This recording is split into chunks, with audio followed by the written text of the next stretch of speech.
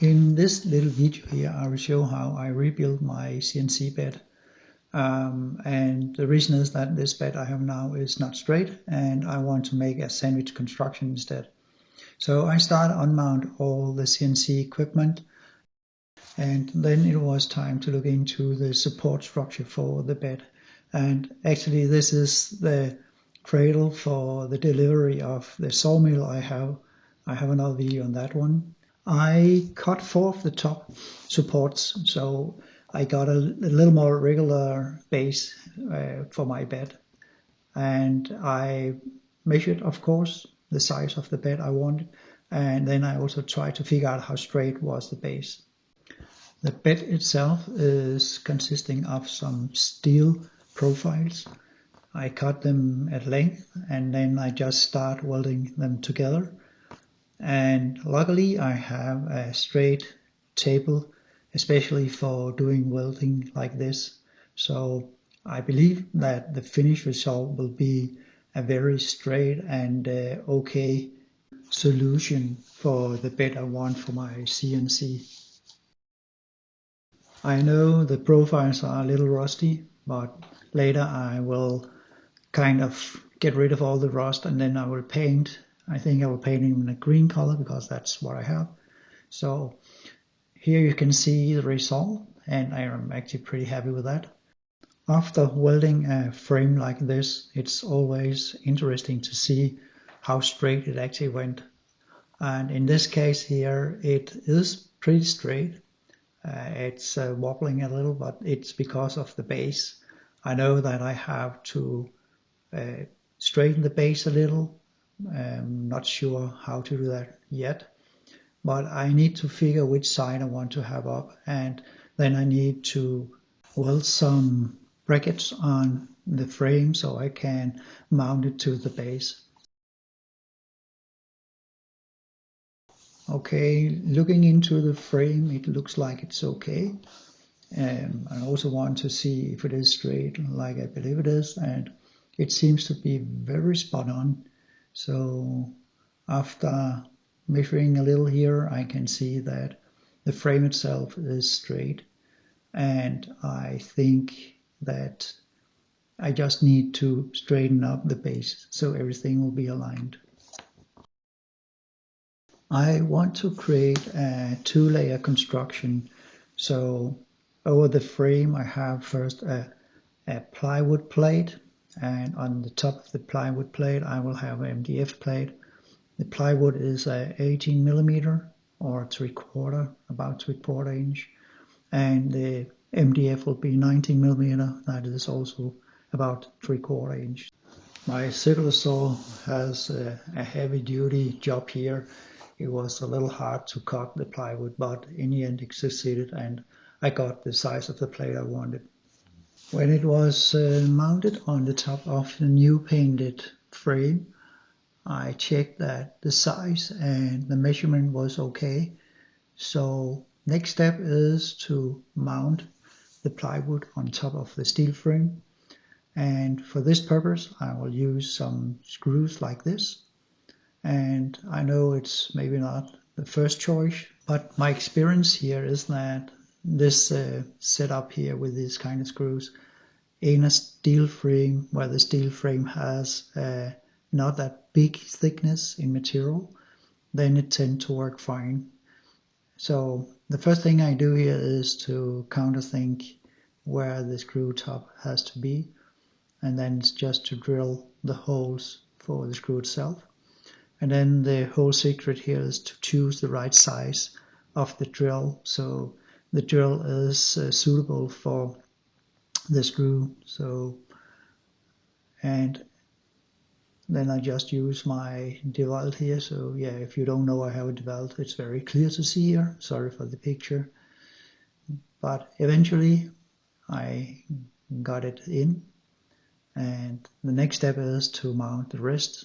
So after half an hour, 3/4 maybe, I have finalized the mounting of the plywood on the steel frame.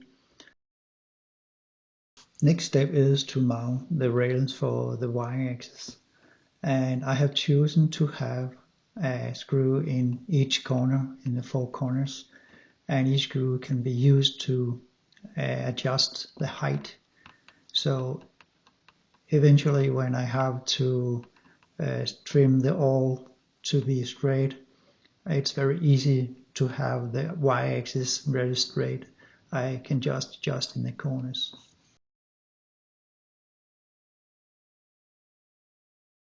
After the rails for the y-axis is in place, I also mounted a beam going from rail to rail.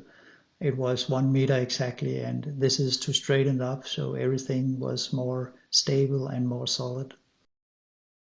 Here you can see the adjustment screws in the corners. It's very simple built and it works actually pretty good. So the next thing I need to do now is to mount all the CNC equipment again, and it took a little while. Then I finalized the mounting, testing the gantry to see if it actually is rolling okay, and I'm still surprised that it is that stable that it is. It's very, very solid, more than you actually think. After wiring everything up again and hooked up the PC, then I started the software and started test all the directions, all the axes, to see that everything was working okay and everything was running smooth again. So I did a homing like you can see here, and it just worked perfect. Then the next thing I wanted to try is to see how straight is the bed, and this very simple approach here is to measure the height and then write it down. After first measurement, I'm ready to go to the next point, and I just move the whole gantry 200 millimeter in the y direction, and then I just manually, of course, moved the contact plate. Then I just did the same again. Then I just lowered until it figured what is the height, and after it has hidden the plate here, I got new height. Then I wrote this height down, and then I moved it to the next point where I want to measure, and again 200 millimeters in the y direction. And then I did the same again, just measured the height, and then I wrote down the height again. This I did for the whole plate, and it actually turns out that the tolerance for the highest and lowest number is within 3 millimeters. So I think actually that is pretty okay. So then it was time to mount the MDF plate, and the MDF plate is the layer number 2. The reason why I want the MDF in this way is that the MDF is going to be surfaced, so it will level and be same height following the CNC machine. And by the way, I also found I needed some support on the middle of the base. Here you can see the MDF plate where it has to be in place. And looking from different directions, you can see that it actually covers fine the area. And because the spindle itself cannot move all the way to the side, I decided also to spare a little in the end. I also decided to have a corner where I could put the spoil board. So I explained earlier, I want to have the spoil board on the top of my 2-layer frame here. And the reason is that when the spoil board is spoiled, you can just take grab another plate, and then you can just put it in. And also then it indicates where is the corner for the 00 when I have homed my CNC.